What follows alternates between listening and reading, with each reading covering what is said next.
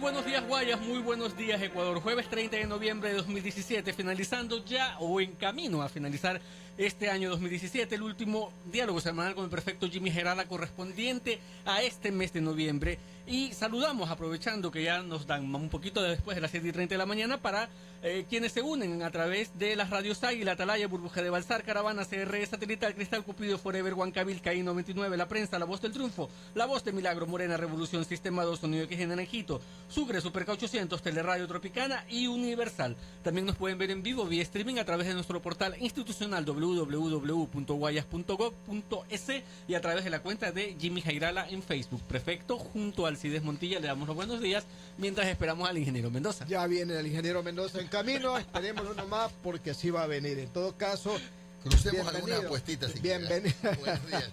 Bienvenido, señor periodista día, y político y prefecto del Guayas. Bueno, y amigo suyo también. Mucho, por supuesto, desde hace muchísimo tiempo. Yo creo que hace más de 30 años. Sí, por lo menos. Cuando teníamos el pelo negro.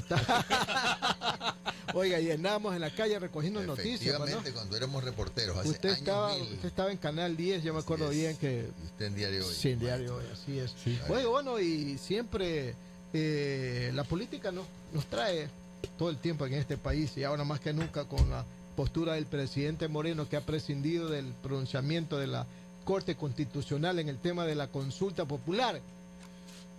¿Qué opina? Sí, Alcides, pero hay que hacer una precisión. A ver. No es que el presidente Lenín Moreno prescindió del pronunciamiento de la consulta porque de pronto amaneció pues claro, con ese humor y dijo, con el hígado revirado ya. No. Este es un tema que se arrastra desde el 2 de octubre, que es la fecha en la que fue enviada la consulta y recibida de manera legal. De allí en más, la ley es clara y concretamente el artículo 105 de la Ley Orgánica de Garantías Jurisdiccionales y Control Constitucional, que está por encima de cualquier reglamento. Usted habla del reglamento de la Corte Constitucional, ya. 20 días hábiles que no cuentan fines de semana. Pero ya se vencieron hace rato. Esos se vencieron, si mal no están mis cuentas, alrededor del 1 de noviembre. Ya el plazo estaba vencido. ¿Qué es lo que pasa? Que el presidente Lenín Moreno, se me ocurre que siguió esperando con paciencia que finalmente la Corte se pronuncie. En el momento en que ya la Corte no se pronuncia y por lo visto se iba a seguir dilatando el tema por la sustanciación de los llamados amicus curiae, que tampoco la ley dice, la ley, no hablo de reglamentos, exceptúese del conteo de la... No dice. Es muy taxativa en tiempos. Resulta que íbamos a seguir esperando y capaz que pasaba diciembre. En consecuencia, lo que hizo Lenín Moreno es absolutamente constitucional y además legítimo y además legal. No hay nada de inconstitucional, no es que como dice la oposición, no la tradicional, la oposición. La propia. Ellos dicen que es inconstitucional porque tenía que haberse tomado en cuenta el pronunciamiento de la Corte Constitucional, pero ahí hay un antecedente. Ahí hay un antecedente, ¿verdad? La Concordia. Pasó lo mismo cuando se convocó a la consulta en la Concordia. Fue el presidente de la República quien hizo exactamente, entonces, Rafael Correa, quien hizo exactamente lo mismo. Hay hasta jurisprudencia. De manera que no hay... ¿Qué puede pasar? Más bien veamos, Alcides. Exactamente. ¿Cuáles son los escenarios? El primero, solamente tema... una precisión. Alcides. Sí o nomás, síganos. Desde el 2 de octubre hasta el día de ayer, no estoy contando hoy, pasaron 60 días calendario y 43 días hábiles. Por supuesto. El doble o el triple de lo que se da. Exacto. Bajo esta situación, ¿cuáles son los escenarios que se vienen a partir de ahora? Bueno. ¿Y qué le espera o qué puede hacer el presidente de la República en ese aspecto? A ver, hay varios, no es uno. A ver, empecemos con el primero. Uno es que el día martes que sesiona el Pleno. El 5 de diciembre. El Pleno se allane a lo que el presidente de la República ha dispuesto. Es decir, no cuestione, no vete la decisión del presidente de la República. Ese es un escenario posible. El otro es que el CNE, el nuevo CNE, que se ha reconstituido y veremos... Después de la renuncia de Juan Pablo Pozo. Cómo quedó la correlación de fuerzas, convoque antes del martes a la consulta, porque perfectamente puede hacerlo. O sea, hoy Tiene estamos 15 jueves, mañana viernes. A ver, tiene 15 días para convocarlo, pero puede convocarlo en cualquier momento. A partir de ayer. Sí, A señor. partir de ayer. Convoca, y en ese momento ya es la autoridad electoral, es la máxima autoridad en el Ecuador.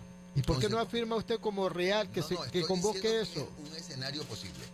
Y en ese escenario posible, aun cuando la Corte Constitucional el día martes fallara en contra, entonces ya ese fallo No tiene surte efecto, pues. porque ya la autoridad electoral, porque estamos en periodo electoral, Claro, exacto. es el CNE y Consejo Nacional Electoral. se acabó la historia. Ya. Ahí no hay nada más que hacer.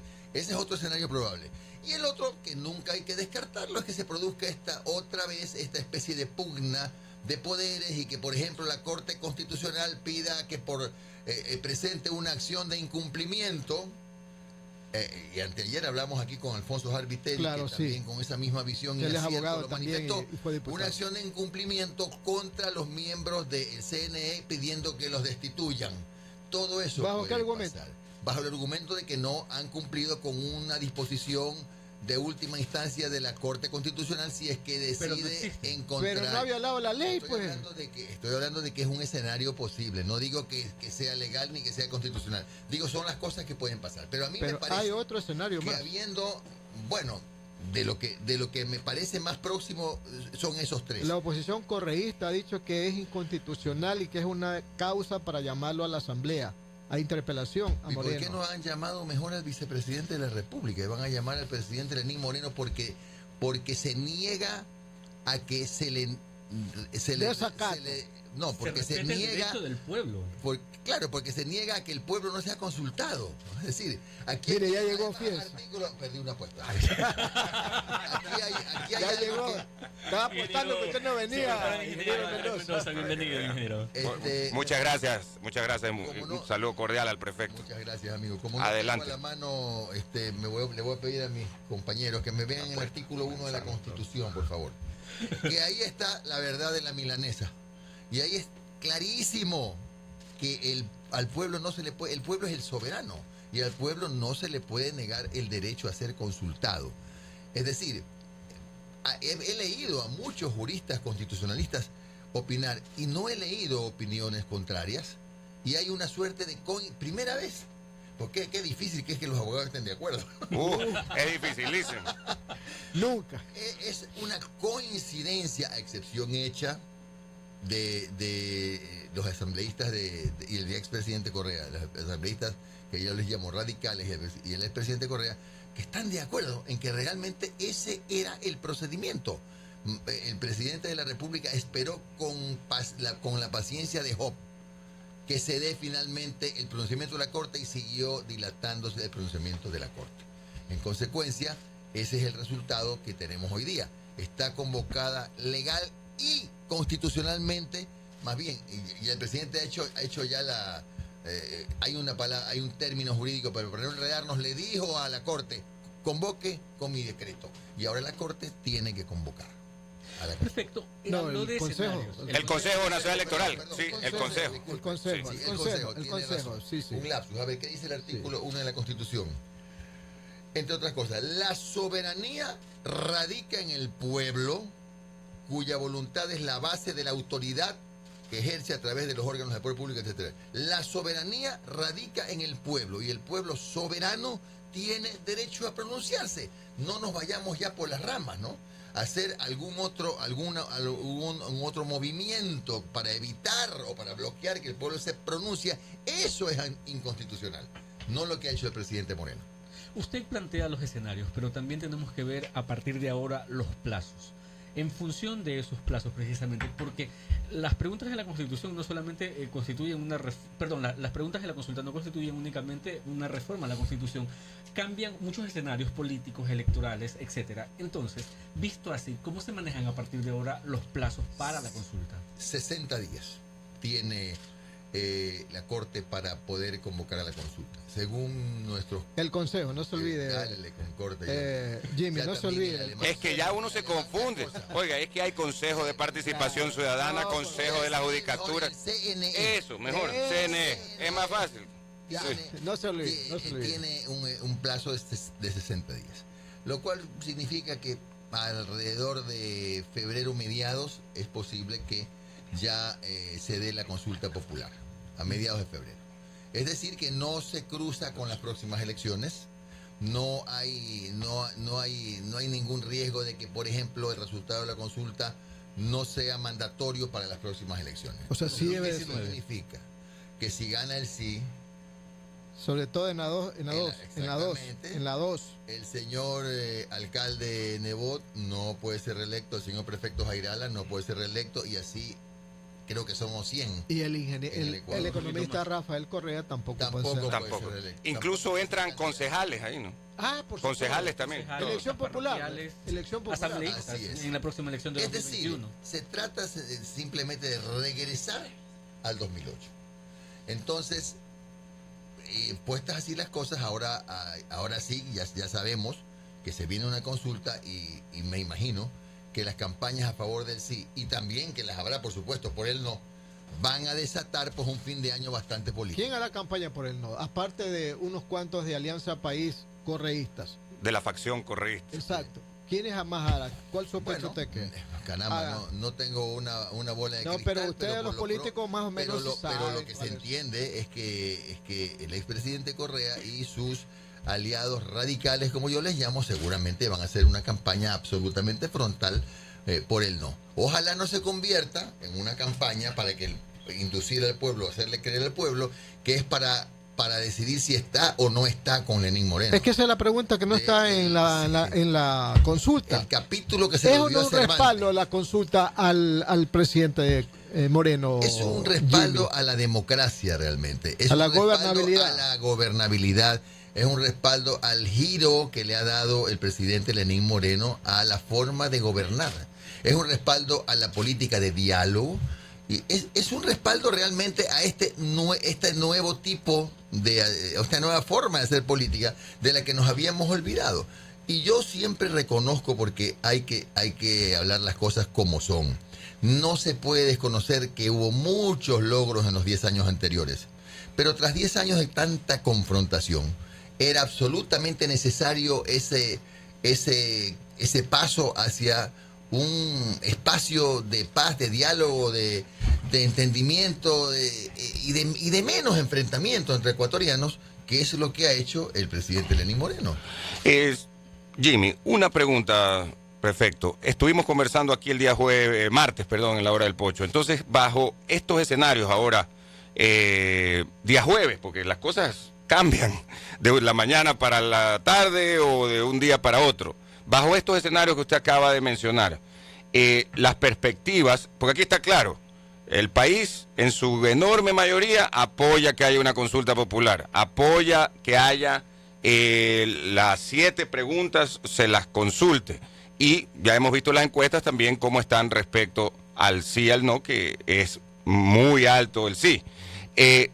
Ya dentro de esos escenarios en lo político, conversábamos el otro día, ¿qué piensa Jimmy Jairala, líder de Centro Democrático? Pues yo pienso que lo mejor que le pudo pasar ya al país para un poco salir de este mar de dudas en el que estaba por la decisión de la Corte, que finalmente se le pasaron los plazos, se le vencieron los plazos, es que las 7 preguntas deberían tener el apoyo y merecen el apoyo mayoritario de los ciudadanos, porque Lenín Moreno necesita además un espaldarazo para poder un poco marcar la cancha de lo que viene, ¿no? Uh-huh.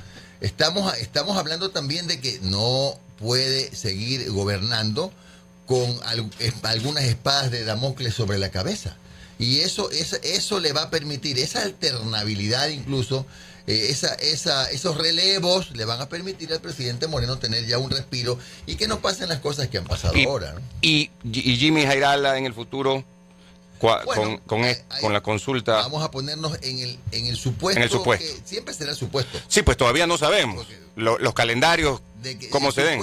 El supuesto de que, como pensamos que así va a pasar, de que gane el sí en la siguiente, en la consulta. Nosotros tendremos una convención en los primeros tiempos del año 2018 y el movimiento al que pertenezco tendrá que, a quien le he le he pedido que analice dónde necesita que esté su presidente nacional, que soy yo, como candidato a la alcaldía o como otra opción menos probable, pero opción también, que no sea candidato y que más bien dedique un poco más de tiempo al fortalecimiento del movimiento a nivel nacional. Entonces son espacios que tengo que verlos todavía con el movimiento y que serán motivo de un pronunciamiento, pero en la próxima asamblea, porque yo resulta que en el movimiento no soy dictador. Hay directivas provinciales, hay decisiones de los adherentes, que yo debo respetar. Y eso es lo que voy a hacer.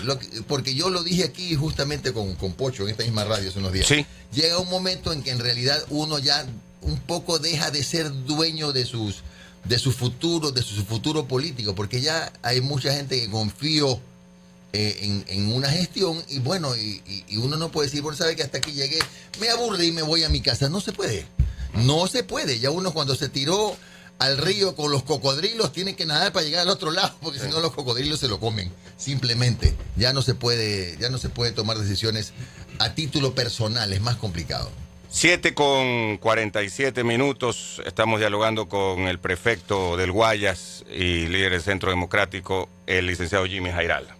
Perfecto. También, aparte del tema político, todavía hay escenarios económicos pendientes y el de mayor pendiente hasta este momento es la ley de reactivación económica, que también ya más o menos está por los plazos, si no me equivoco. Ayer la aprobaron. La proforma presupuestaria también la aprobaron. Falta nomás la decisión del presidente Moreno. Con 71 votos. Por estar viendo la final de la Libertadores me olvidé de sí. Perfecto. Entonces, bajo ese escenario, su visión respecto, indiscutiblemente, muy buen triunfo del gremio. Su visión de la ley finalmente, ¿cómo quedó? A ver, yo sigo diciendo que lo que está haciéndose ahora son medidas coyunturales, pero todavía no es un plan económico. Yo consideramos en el movimiento y en la prefectura que las medidas económicas, el plan económico, ese plan macroeconómico, seguramente lo conoceremos, debería ser un poquito antes de la consulta. Eso. ¿Ya? Eso es lo que a mí me parece. Pero hay que detenerse en un par de cosas respecto de, y me voy a referir rápidamente pues a lo que he escuchado de la proforma. Que la proforma está inflada, no está inflada. La proforma tiene incluso una disminución de 3.8% más o menos, por ejemplo. Más de 2.000 millones de dólares. Así es, más de 2.000 millones de dólares. Para hablar en crudo, hay 2.000 millones de dólares menos en la proforma. Pero si hay un gasto, hay una variación en el gasto que lo han advertido empresarios privados, por ejemplo, no es que el gasto es para más burocracia, es que hay que pagar obligaciones, por ejemplo, jubilaciones a los maestros. Hay que fortalecer a la Policía Nacional. Entonces son realmente... Hay que pagar al IE. Inevitables. Es por eso que parece que se hubiera aumentado el gasto corriente. No hay aumento de gasto corriente. Realmente sí, las políticas de ajuste continúan en el sentido que no se ha inflado la burocracia y de suyo. El presupuesto es 2.000 millones de dólares menos. ¿Y se ha recortado las asignaciones a los GAT? No, más bien va a haber un incremento. Ahora, la pregunta del millón, ¿pero cómo es que va a haber incremento? Claro. Porque el servicio de la deuda ha bajado. El servicio de la deuda, que era de 7.000 millones de dólares el año pasado, este año es de 3.000 millones, hablando en términos redondos. ¿Por qué? Porque el año pasado se dieron los vencimientos muy fuertes por las obras grandes que hizo el gobierno del expresidente Correa. Y por eso este año ese alivio es el que ha permitido un poquito más de espacio. ¿Qué es lo que pasa? Uno ve obras públicas, 800 millones. Sí, el año pasado fue 1.800 millones. Claro, pero era para terminar esas obras, algunas cuestionadas, pero esas obras. Por eso es que ahora la inversión que se ve en obras públicas es menor. Entonces hay que leer bien el presupuesto para entender que es un presupuesto absolutamente razonable. De acuerdo a mi opinión, ¿no? Y la aprobación del presupuesto... Ya está aprobado. Sí, pero ¿cómo deja el presupuesto institucional de la prefectura del Guayas? Miren, según hemos conocido, es muy probable que a los GATS en general, incluyendo a las juntas parroquiales, se les incremente su participación en las rentas del Estado en este año. ¿En qué nivel? Más o menos entre el 9 y 10%, pero esperamos la confirmación oficial. No, nada malo. Después de 40 millones de haber claro, se había reducido. Una reducción tan dura, es un alivio, pero eso tendremos que esperar que el Ministerio de Finanzas nos haga conocer pues detalles, ¿no? El GAD Guayas ya aprobó el presupuesto. El GAD del Guayas se reúne el día lunes, tenemos sesión martes, en la Esperanza Alta, provincia del Guayas. A eso le iba a preguntar. Para primer debate. Sí, estamos eso es Guayas. Estamos sesionando Sí. fuera. Está bien. Fuera de Guayaquil, pero dentro de Guayas. El mes pasado en Matilde Ester, el anterior en el Piedrero, ahora vamos a sesionar allí, el primer debate. Y el segundo debate tiene que ser un par de días después, porque tenemos plazos del 10 de diciembre para aprobar el presupuesto del próximo año. ¿Y cómo está en relación al 2017? Bueno, con la expectativa de crecimiento, expectativa nada más con las nuevas asignaciones que ojalá se den. Pero quiero decirle que la mayor parte de la obra que estamos haciendo últimamente, excepción hecha, por ejemplo, de la primera fase de la Magro Boquerón en Daule, que incluye el puente San Gabriel, que está financiada por un préstamo del BEDE y el Banco Interamericano de Desarrollo, la mayor parte de la nueva obra se está haciendo con inversión privada. Nosotros hemos conseguido, dada la seriedad de la prefectura, que la empresa privada confíe en nosotros, y al igual que han hecho muy aisladamente otros GATS, empresarios privados que están, constructores, que están invirtiendo en la prefectura, y están financiando la obra, por supuesto, teniendo la plena conciencia pues que la prefectura honra sus deudas, ¿no? Así estamos avanzando. La prefectura del Guayas, lo he dicho y me lleno la boca diciéndolo, debe ser uno de los pocos GATS donde la obra no ha parado, a pesar de la crisis económica. Y hablando de obras, veo que finalmente el gobierno va a adjudicar la concesión de la vía a la costa a la empresa Guayaquil-Santa Elena, a la empresa Verdú. Dentro de eso también, que fue la única oferente además, dentro de eso está la parte que va hacia playas. Ahí hay una inversión que justo no está esa parte. No está esa parte. Porque eso va a ser parte de otra concesión que llegará seguramente hasta el puerto de Aguas Profundas. ¿Qué es lo que ha pasado? Como la prefectura del Guayas invirtió en esa vía, porque no nos olvidemos, a veces la memoria es un poco infiel. Antes de que llegáramos nosotros, ahí no había carretera. Eso era un camino vecinal. Claro, usted dice de Progreso Playa, eso era terrible, además lleno de baches. Que la hizo e invirtió allí la prefectura, y hay que reconocer también que hubo un aporte de 8 millones de dólares del gobierno nacional de entonces. Pero 23 millones, un poco más fue realmente, 26 millones le puso la prefectura.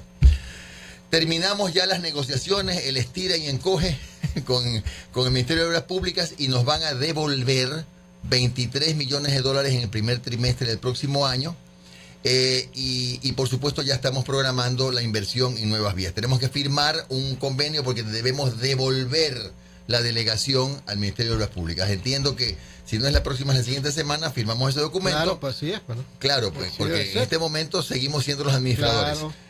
Por pocos días más. Y en el primer trimestre del próximo año hay el compromiso formal del gobierno, del ministerio, de devolvernos 23 millones de dólares. La Guayaquil Santa Elena es toda del Ministerio de Todo el MOP. Ya no es Guayas. Sí, ese nunca fue de la prefectura. Lo fue hasta el último año, me parece, claro, del ex prefecto. Pero esa la administró el ministerio. ¿Qué es lo que pasa con esa vía? Ustedes saben que hay protestas de ciudadanos de Santa Elena, es por los costos del peaje, ¿no? Pero es que eso es producto de un peaje irreal. 25 centavos. Es que eso es irreal. Eso 160 kilómetros. Durante 10 años. Ese fue un peaje simbólico que no alcanzaba ni siquiera para mantener los espaldones. Para nada.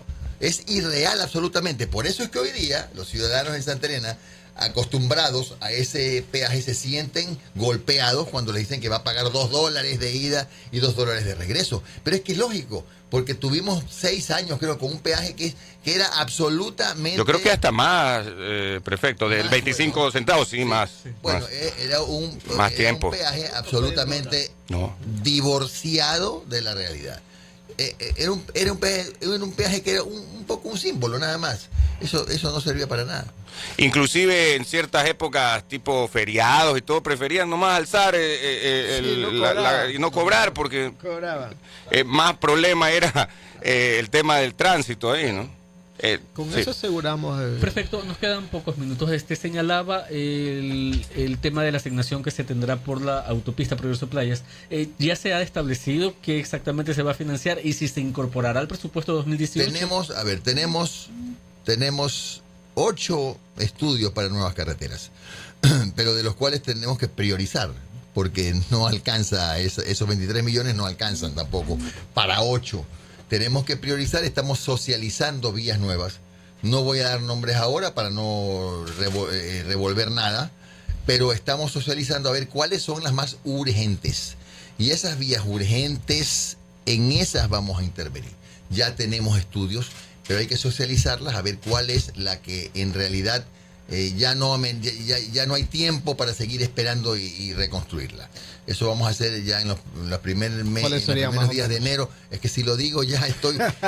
me aplauden unos y me odian otros. Claro. Entonces mejor no podemos hacerlo hasta terminar la socialización. Una vez terminada la socialización, ahí ya podremos hablar. El tema del dragado, rapidito, detalles. porque tenemos 2 minutos. 14 de diciembre está elevado al portal de compras públicas el proceso que será una nueva licitación internacional en la que estamos procurando en los pliegos que la empresa que esté interesada en intervenir tenga experiencia en dragado y la plata. Porque nosotros tenemos ya los $18 millones que fue el aporte del Estado.